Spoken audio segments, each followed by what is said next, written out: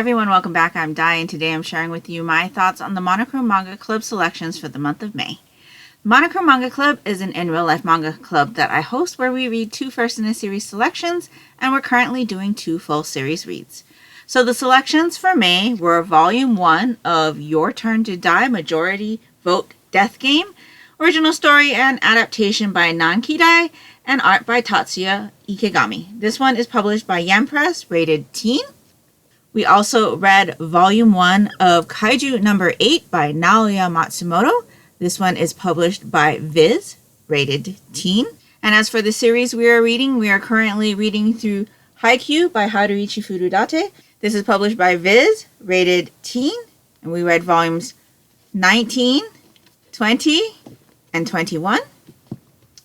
And then we're also reading through Tokyo Revengers, and we read volumes 15 and 16 for our May reads. This one is by Ken Wakui, published by 7 Seas, rated older teen. So as this is a first impressions video, I will not be discussing my thoughts on Haikyuu or Tokyo Revengers, but if you're interested in hearing my thoughts on these volumes, you can check out my Desus 19 diaries. So let's get to my thoughts on our first in the series selection. So we'll start off with Your Turn to Die. So in this series, we follow 2 friends who are kidnapped by an entity, and they kind of get knocked out, and when they wake up, they realize that they're both kind of chained to beds, and they're being made to decide which one of them will live and which one of them will die. They end up figuring out a way to outthink their kidnapper, and both of them end up surviving the ordeal, but then they are thrown into a bigger game with more people who are faced with the same decisions, and then it becomes kind of a battle royale where the person who has the most votes from the group ends up getting killed. This one was really interesting. I enjoyed this quite a bit. It did kind of remind me a bit of like Danganronpa, a little bit of Battle Royale. We've got a group where we've got lots of different ages as well, so it's not like Danganronpa where you're just dealing with high school kids. Battle Royale is the same way. This one you have adults, you have teens, and you don't know like who to trust and what's going on. They don't even know like who kidnapped them, what's going on. There are mysterious elements, there are puzzles to figure out. It's really interesting. I enjoyed this one quite a bit, and so I'm definitely going to be continuing with this one. I believe my daughter enjoyed this one as well. It didn't go over too well with the rest of the members of our group, but I really enjoyed this. I picked up volume 2 while we were at the store, and I'm really interested in seeing how this story progresses. It's a very interesting game of puzzles and thrilling moments, and I just really enjoyed this read. So I'm really looking forward to continuing this one, and I'm looking forward to seeing where this story goes.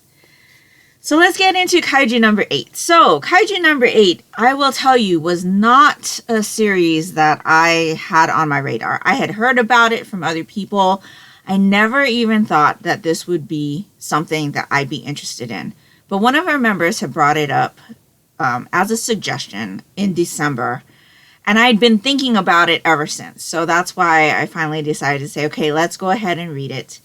And I'm really glad we did. So this one is about a guy who, when he was kids, him and his best friend kind of made a pact to become part of Japan's kaiju kind of defense team, where Japan gets invaded by kaiju, and there's this team that goes out to annihilate them and protect Japan.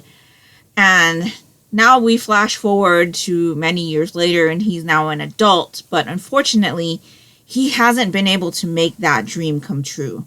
His friend, however, has.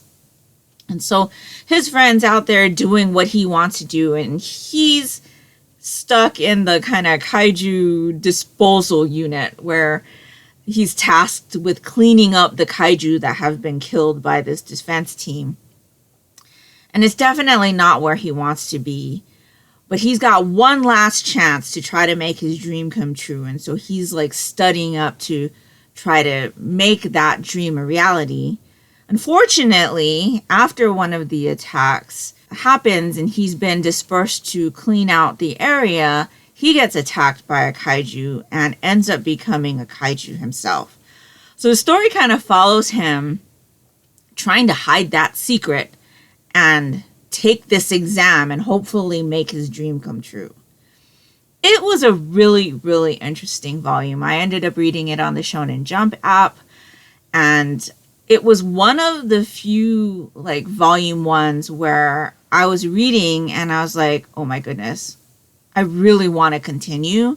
And I could have, because I was reading it on the Shonen Jump app, but I couldn't because I didn't want to kind of spoil myself for stuff that was coming up and spoil the conversation that I would have with our group members by going past where we had decided to stop reading. This one had a lot of comedy that I wasn't expecting. Our main character is very funny. And I think that's kind of what makes him a character that you really want to root for.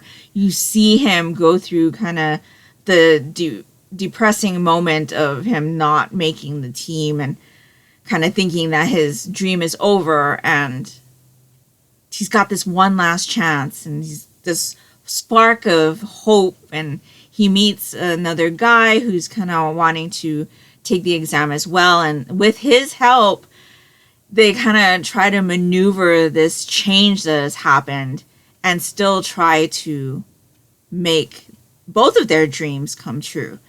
It was a really, really good volume. Like I said, I really wanted to continue right away, but I have prevented myself from doing so that I could share my unspoiled thoughts on just this first volume. Really, really enjoyed it. It kind of gave me Pacific Rim vibes a little bit without all of the mecha. I don't know why I didn't think this would be a series for me when I've heard other people talk about it, but I'm really glad I finally decided to give it a chance. I really, really enjoyed this volume. I definitely will be continuing. So those are my thoughts on Kaiju number 8. So before I let you go, I do want to let you know what our selections will be for the month of June. So June is Pride Month, and I'm sure most of you know my friend Bizarre Individual hosts an annual readathon. This year it's called the Pride Manga Readathon, I believe, where we focus on reading Pride manga during the month. I do like to pull selections to coincide with his readathon, and so we have 2 Pride selections for the month of June. So the first one will be Volume 1 of That Blue Sky Feeling by Okura and art by Koma Hashi. This one is published by Viz, rated teen. This says, first love may not be exactly what you expect. When Noshiro transfers to a new school, he meets Sanada, a loner who doesn't seem to have friends or want any. The other kids whisper that Sanada keeps to himself because he's secretly gay.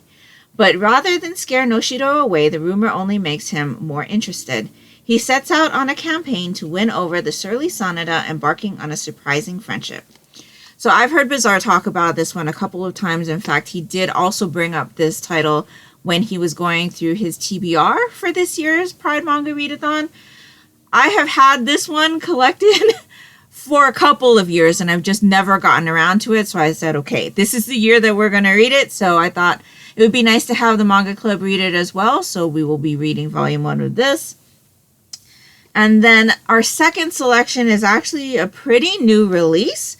And it's going to be Not So Shoujo Love Story. Story and art by Kuri Yuku. This one is also published by Viz, rated teen. This is on Webtoon, in case you're interested in reading along with us. This says, life rarely looks like a shoujo manga. Rei-chan's quest for the perfect high school romance looks more like a comedy of errors when her would-be rival confesses to her instead. So it says, school delinquent and manga superfan Rei is ready for her perfect love story to begin, and she knows just who it'll be with. Handsome, the most popular boy in school. But her plans are derailed when her main rival for Handsome's affections, star classmate Hana, suddenly confesses her feelings to Rei instead.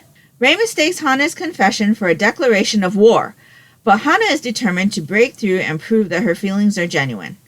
Will their bumpy start on a comedic roller coaster of basketball brawls, corn chip competitions, and the occasional alien sighting ultimately lead to a romance fit for a shoujo manga?